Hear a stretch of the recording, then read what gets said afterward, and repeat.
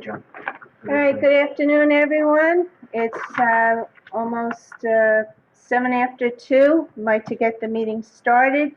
Can we all please stand for the Pledge of Allegiance? Dan, would you mind leading it? With honor, I pledge allegiance to the flag of the United States of America and to the republic for which it stands, one nation, under God, indivisible, liberty and justice for all.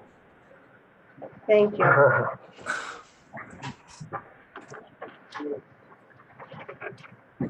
Okay, so I'd like to take a roll call of the members and reps present for Suffolk County. You got Dorian Dale right now?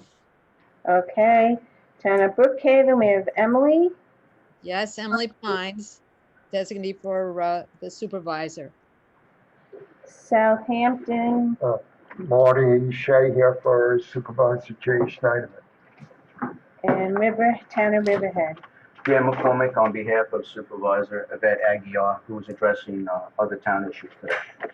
Thank you. So I'd like to note that for the record, a quorum is present. This meeting is being recorded, and the video will be placed on the Pine Barrens Commission website, which is pb.state.ny.us. Minutes are also being taken. This is a hybrid format meeting where we do have some in-person attendance as well via Zoom. We'd like to start off, before I start with the administrative part, I just wanted to let folks know, in case they are here for the public hearings, that both the 59 Ryerson Avenue public hearing and the Finks Farm CGA hardship application public hearing has been postponed. Okay, I'll make a note of this here. All right, so under administrative and public comment, for individuals wishing to speak at this point, please limit it to 3 minutes. We will start by taking comments from the public present here, and then we will move on to the folks that are present via Zoom. Is there anyone in the audience here that would like to make any comment at this time? No? Is there anyone present by Zoom that would like to make comment at this time? Please use the raise your hand feature in Zoom.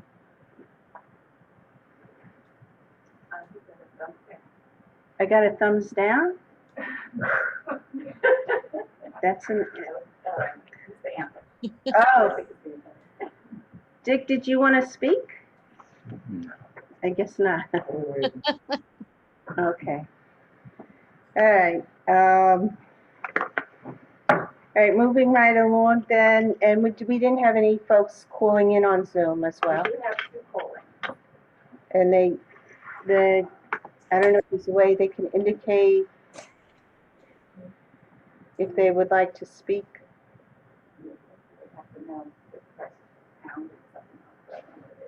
Oh, okay.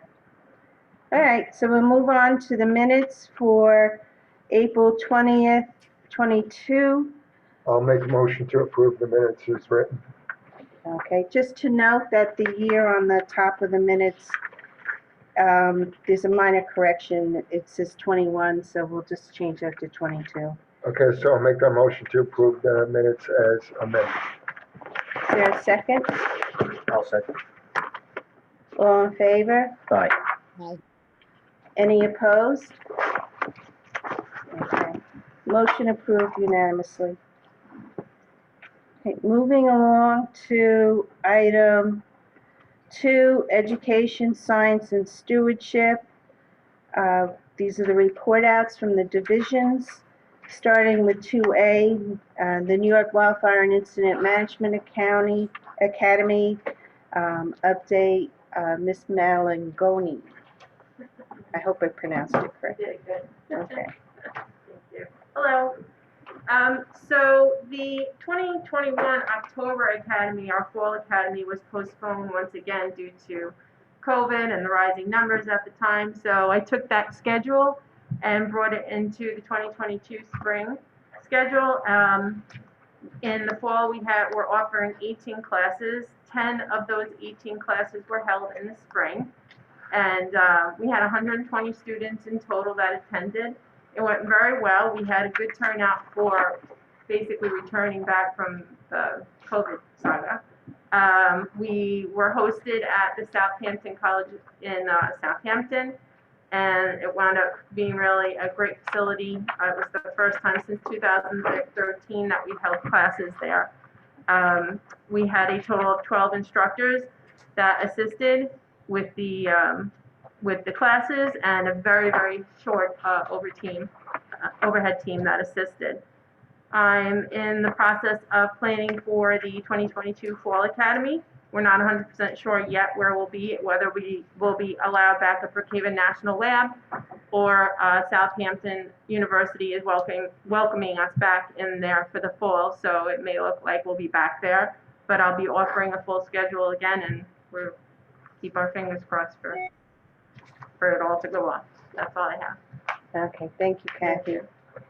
Okay, under item 2B, Education and Outreach Division update by Ms. Parat. Hello, good afternoon. So I'm happy to say we are back full swing in classrooms. I haven't done any virtual programming, and the climate change has been a big topic, as well as Pine Barrens ecology and biodiversity. In different schools, we've reached almost 500 in the last 2 months. Most of my time has been organizing and finalizing our Barrens to Bay summer camp.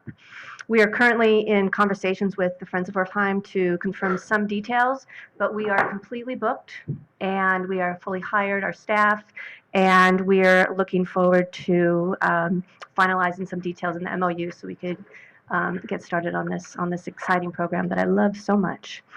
Day in the Life, we are expanding that program. We have SUNY ESF now as a partner, who will be doing a Day in the Life upstate in the fall. And we also have the town of Hempstead, who will be working with us again in the fall. And we have been providing trainings to those new partners in the spring. We'll also be doing a summer training, training the teachers, I should say, on a new way to collect data. We will be using Survey 123 and ArcGIS, and this will be a way to manipulate and use and manage the data for the public to use, as well as the schools and the students to develop research projects or land use decision making. You have the dates for 2022, and again, I'll be speaking with you prior to this, and would love to see you out there. Supervisor Romaine never fails to show.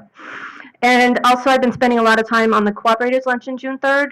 Myself and Tim Motes have been working on a video that you will all see that day, and thank you for those who have participated in the filming. We'll have that wrapped up, as well as working on the coordination of the event. And that is it. Thank you. Okay, item 2C, Science and Stewardship Division update, Ms. Wiegand. Make these podiums really tall. That's what's to blame. So good afternoon. Science and Stewardship, we've been focused predominantly on our prescribed fire program. We did hire some seasonal fire crew, and they have started to trickle off. Going on to other commitments. So Eric Horn was our squad boss, and I wanted to give him particular recognition. He was excellent on qualifications and really helping to pull the program together with all the equipment that we had purchased and orchestrating the coordination of the staff. He has moved on. He was accepted into the DEC Forest Ranger program, and he is reported to that academy. So we look forward to working with him in the future in that same capacity with the Division of Forest Protection. The Taylor Kern, who is also one of our squad members, also moved on to the Merchant Maritime Academy as a paramedic on the ship that goes out, and Emily Pulio is leaving at the end of this week to take up a position with Suffolk County Parks as a plover steward. So we've been very pleased with our prescribed fire seasonal staff, and we look forward to continuing that program, which has been very successful. So as I mentioned, we've been focused on equipping the program. We've been purchasing all the equipment. Now we're outfitting. We put together the prescribed fire cache and the equipment into our mobile trailer, so that's on the go. We can pull that up to the site, unload all the equipment that we need, and mobilize that, and then backhaul it and store it back in there when we're not using it or overnight in between operations. So that's been highly successful. We've also been focused on training the squads and using our new UTV engines, our Type 7 engines. So those have been very beneficial to helping to be responding both in grassland and prescribed fire in the forest understory, especially with more trees. It's a much more agile system than using a larger Type 6 engine that's a regular fire truck.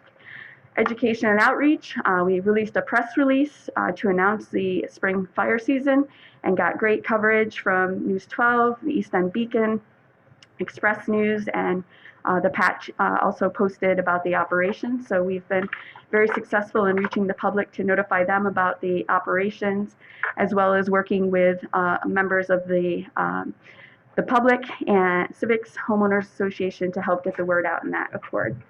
And that allowed us to move into prescribed fall operations. We've had some successful burns in the grasslands. With our assistance with DEC, we've been able to burn the most number of grasslands of any year at 300 acres. We also were able to put fire on the ground south of Barrens, and then most recently today was the first entry, or yesterday actually, the first entry burn into Sarnoff State Forest.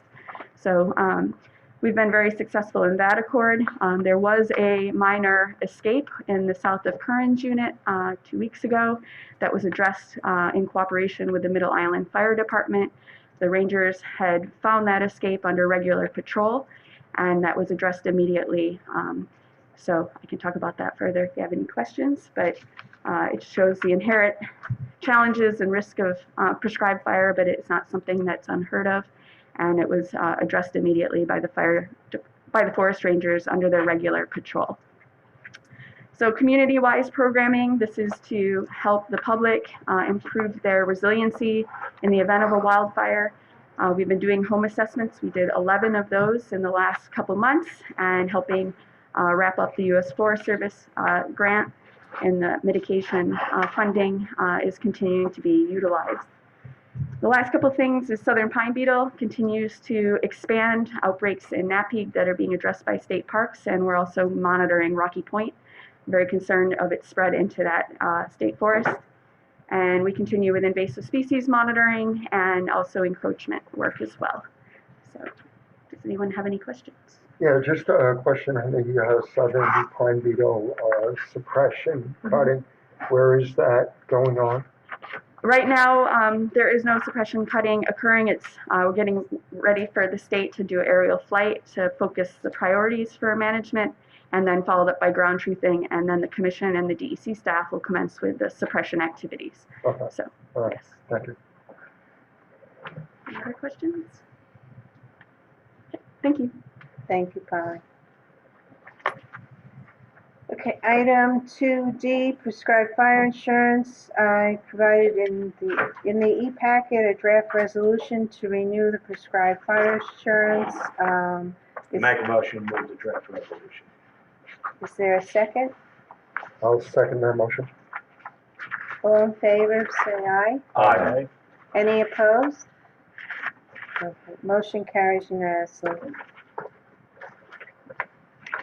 Item 2E, Friends of Wertheim MOU. At this point, the commission staff is currently working on a memorandum of understanding agreement with the Friends of Wertheim concerning the Barrens to Bay Camp. It's not yet complete, and we will be actually meeting with the Friends of Wertheim on Friday virtually to discuss the agreement further. So we hope to have the agreement on the commission agenda in June.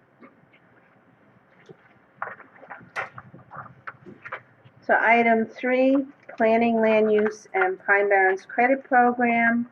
3A, Compliance and Enforcement Division, Mr. Huss.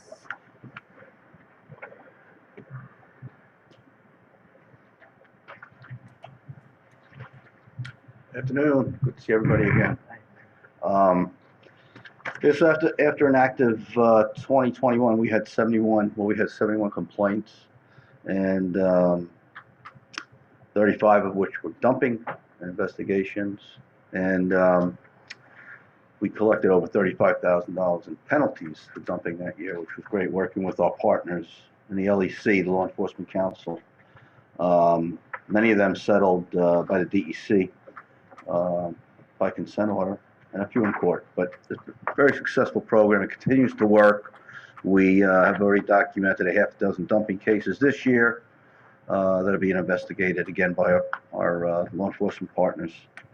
Other than that, we continue to enhance our reporting and data collection with a computer-generated program that the Water Authority helped us to develop, and that's coming along nicely.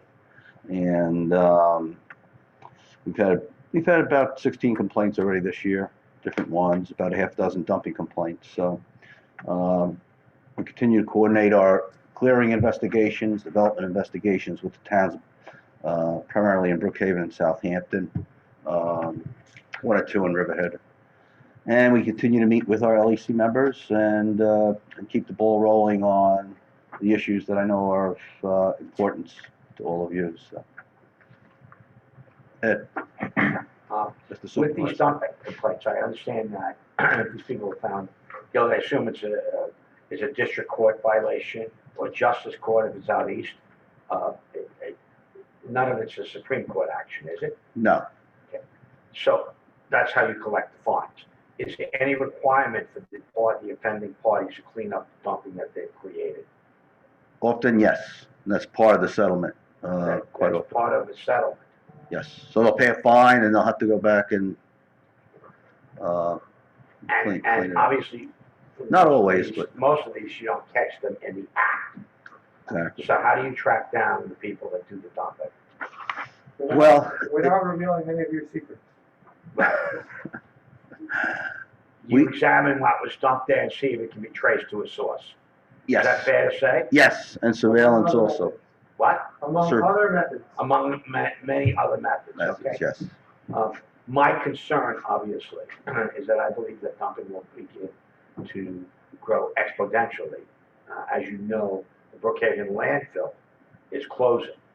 And the landfill essentially takes two major items: ash from garbage that is burned at Hempstead, Brookhaven, Huntington, Smithtown, and Iceland. I don't know what they're going to do with their ash after we close.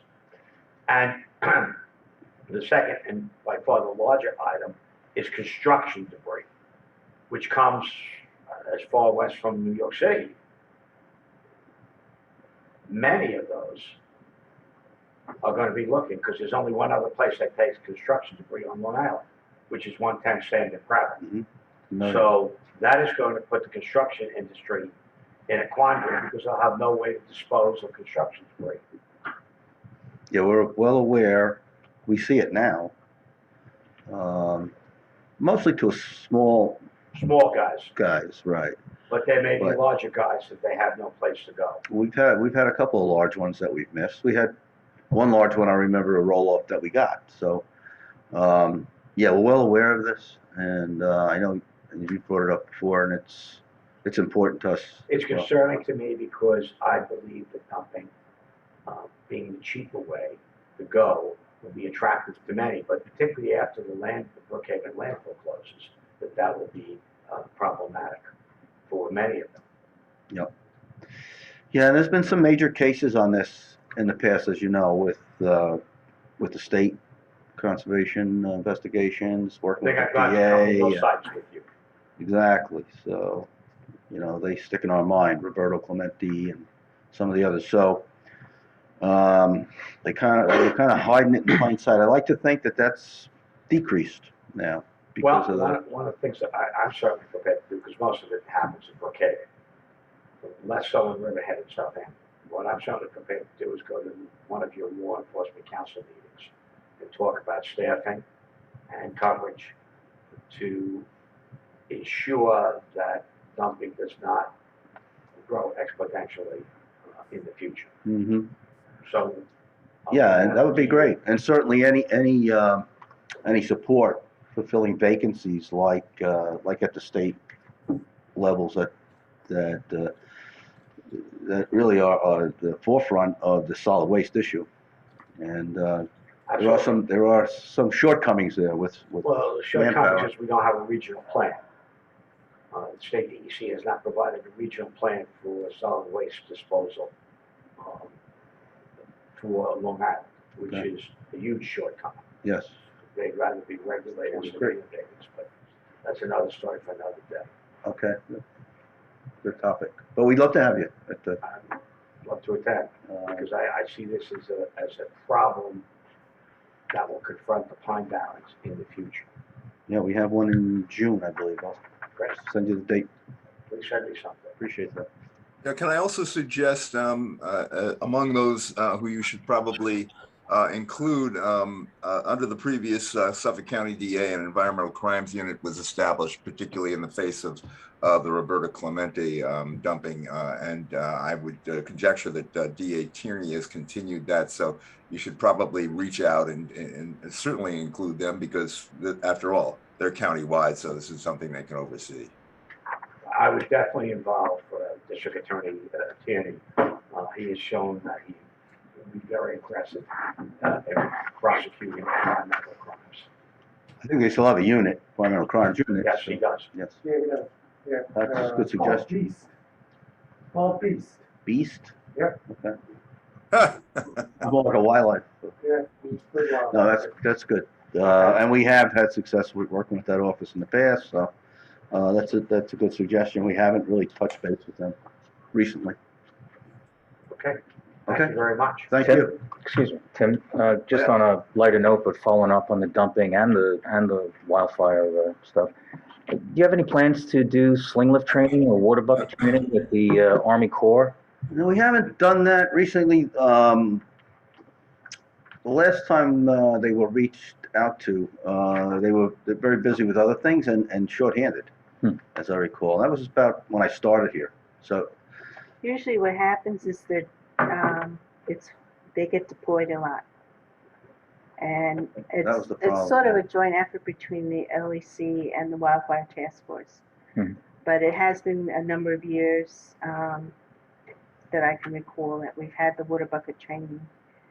But it's definitely something that we can try to reinvigorate. I was just curious. I think they are, as Judy says, that they've been deployed. During the time that Larry Hines was here, I think they had more time for us. Right. But it's certainly something to revisit, Right. see what their plans are. Anything else? Thank you. Thank you, Tim. Okay, moving along to Land Use Division update, Ms. Hargrave. Thank you. Good afternoon. So just to briefly go over the land use report that was in the e-packet, there are 3 hardships applications that are pending before the commission right now: 59 Ryerson Avenue, Finks Farm, and Tomasino. And most of these items are on today's agenda. And a number of referrals the commission's received and determinations of jurisdiction. A new development of regional significance for the former Silver Corporate Park has just come in, so that'll probably be on your next agenda to schedule a hearing if that's what you wish to do to address that application. And as far as the plan amendments, we are waiting for comments until the end of this month, May 31st, and no comments have been received so far in writing. The Village of West Hampton called us and said they will have no comments because there are only 2 or 3 parcels in the village that are affected by the Pine Barrens or in the Pine Barrens, and there's no issues with them and they have no comments. So we'll see what we get in the next 12 days or so. So that's my report. Do you have any questions? Thank you. Thank you, Julie. Okay, moving on to item 3C, the credit program update. And Julie, are you covering that or? Well, the report was in the package, and if you have any questions, I can try to address them or convey them to Jerry. He provided the number of letters of interpretation and the conservation easements currently under review, the tally of the credits redeemed and conveyed over the last review period, and other items that he's working on, maps and monitoring of easement properties. So that's all. Thank you. Okay. Okay, under item 3D, under core preservation area, we have town referral for 2035 River Road, the former Warner Duck Farm in Riverhead. There's a draft letter in the package to address this referral from the town of Riverhead. There are two projects in this referral, really. There is a lot line modification and the construction of facilities for horses, about 29,000 square feet, riding ring, stable, and 3 paddocks. So the project site is affected by a conservation easement in the credit program that was filed in 1996, the Warner Duck Farm easement. And so part of this property that is the subject of this referral is under the restrictions of the easement. And when this lot line modification occurs, it will bring some of the easement property into a private property that is not presently under the easement. And that, again, the easement property has restrictions. So the proposed lot line modification is not an issue. It appears to be non-development under the Pine Barrens Act, but the proposed facilities for horses are not consistent with the easement, as far as we can tell, unless more information is provided to the contrary. So that is expressed in our letter, and we also provided a history of the parcels that are involved in this referral and the Warner easement have evolved over time. There have been at least 2 or 3 other lot line modifications that have changed the lot lines of this property and adjacent properties. But the easement itself has not changed. So if new lots add in easement area, they will be subject to the easement, or if they remove them, that will also happen. So old wine and new bottles still taste the same. Right. With that, you did a draft letter, is that Yes. correct? Mm-hmm. All right, I'll make a motion to, do we need a motion to send a draft letter? Yes, please. I'll make a motion to send a draft letter. Thank you. Is there a second? Second. All in favor? Aye. Any opposed? Motion carries unanimously. Okay, under compatible growth area, item 3E, the request for Eastport South Manor Central School District in Eastport concerning projects at Dayton Elementary School and also the high school. Okay, the commission received material from the Tim Lauby, the assistant superintendent of the school, South Manor School District, Eastport South Manor School District, and there are 4 projects that are proposed. The first one is the replacement of existing mowed fields, and this is addressed in a resolution in your package. The replacement of mowed grass fields to synthetic turf, a 7,000 square foot expansion of the high school for a wrestling facility. The third activity is the construction of a 120-foot tall, 3-foot wide monopole cell tower.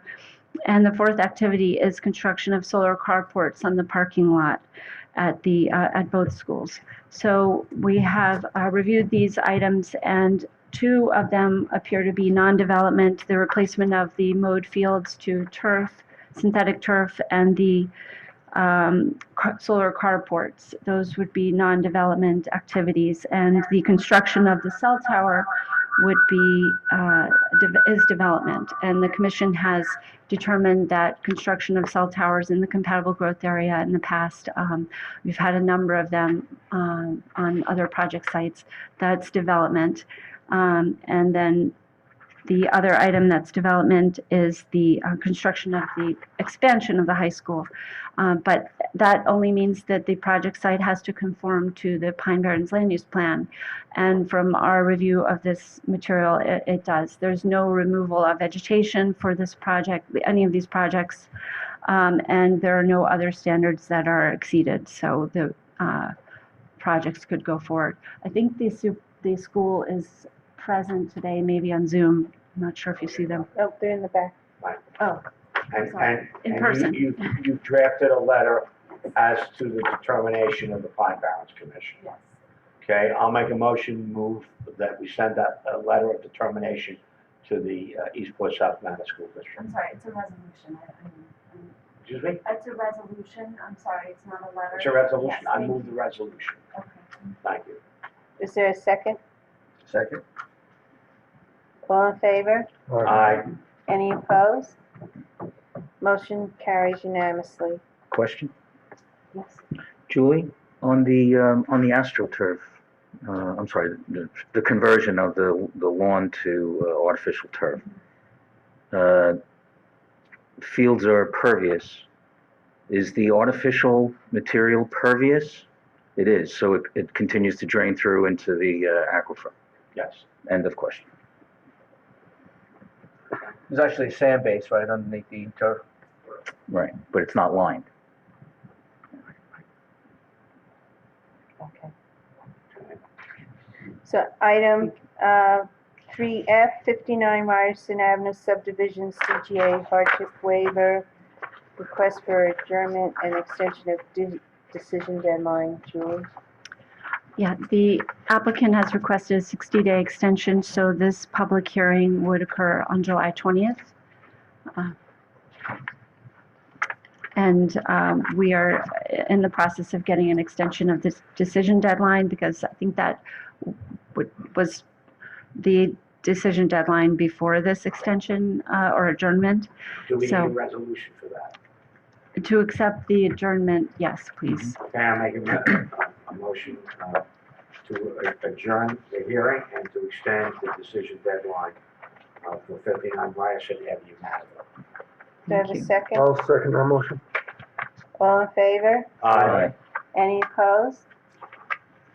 Motion carries unanimously. Item 3G, Finks Farm CGA Hardship Waiver in Wading River, request hearing adjournment and extension of decision deadline. Julie? Yeah, this was a hearing for today. They've asked to extend it or adjourn it, excuse me, to your June 15th meeting. And for an extra month on the decision deadline, so that goes into September. It might technically be August, but we'll work that out at the hearing. For now, they're trying to adjourn this hearing to next month for Finks Country Farm. I think we need a motion on that, please. I'll make a motion to adjourn hearing and to grant the extension of decision. Thank you. Is there a second? Second. All in favor? Aye. Any opposed? Motion carries unanimously. Item 3H, Town and New York State DEC referrals. Draft responses prepared by Ms. Hargrave. Little I Expressway Drive North warehouses in Yaphank, Planning Board referral of application to develop 3 warehouses. Julie? This is the former Silver Corporate Park project site, and for now, this responds to a referral from the town of Brookhaven on this project. And again, the commission will likely be seeing this directly from the applicant since it's a development of regional significance. Still, it's over 500,000 square feet of industrial buildings on 71 acres in the compatible growth area in Yaphank. So we have a draft letter to respond to the referral. Make a motion to approve the sending of the draft letter. Thank you. Is there a second? I'll second it. All in favor? Aye. Any opposed? Motion carries unanimously. The next item, Oak Run at Middle Island, Town Board referral on change of zone from B1 residence to Plan Retirement Community to develop 74 senior apartments with amenities on 23.56 acres. Yeah, this is a compatible growth area project, again, for senior apartments, 74 senior apartments. It requires a zone change, and we have a letter responding to the referral. It appears to conform. It's completely vegetated now. The site's wooded, and maybe there was a small area that was formerly cleared, but it's being clustered to meet standards, as far as we can tell right now. Do So we we have a have a letter. motion to approve sending I'll make stairs? a motion. Is there a second? I'll second. All in favor? Aye. Any opposed? Motion carries unanimously. The next item, Peconic Restaurant, Peconic Paddler on 89 Peconic Avenue in Riverside, a DEC referral.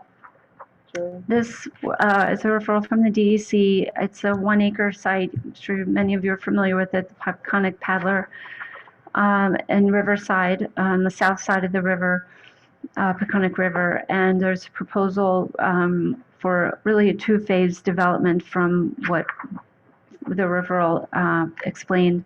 The first one is the development of a restaurant and a store, a paddler facility.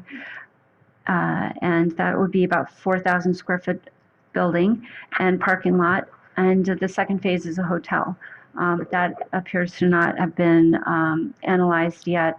The town has reviewed this application, and I think it's expired, that we've heard. Yeah, Marty, that's can you- correct. There was conditional approval that was granted for the site plan application, and that expired November 2021. So I would recommend that the letter be amended to indicate that conditional site plan approval has expired and that a new site plan application needs to be made to the planning board. Is that a motion? Yes. I'll second that motion. Okay, thank you.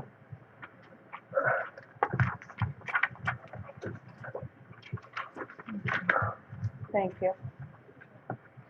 Okay, that brings us down to the public hearing portion, which Madam both Chair. of them have been, Need to vote on the motion. oh, excuse me.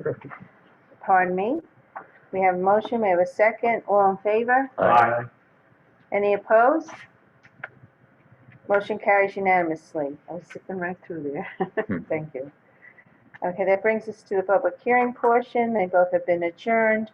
We're down to the second public comment section of the meeting.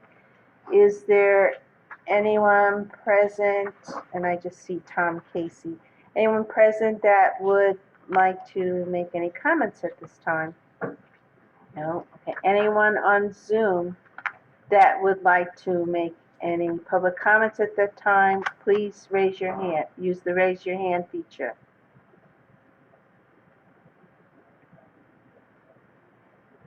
Okay, we're good to go then. Okay, I make a motion that we move into advisory session, close advisory session, after which we come out and conduct no further business and adjourn. Does that mean we actually have to return then? Is that, No, okay, thank you, we just go back there, we meet, say what we have to say. thank you. I'll second that motion. All in favor? Aye. Any opposed? Motion carries unanimously. Okay, so we are now going to enter into closed advisory session. Members of the public will have to leave at this point. There'll be no further business conducted. Thank you. Thank you. It's nice seeing you.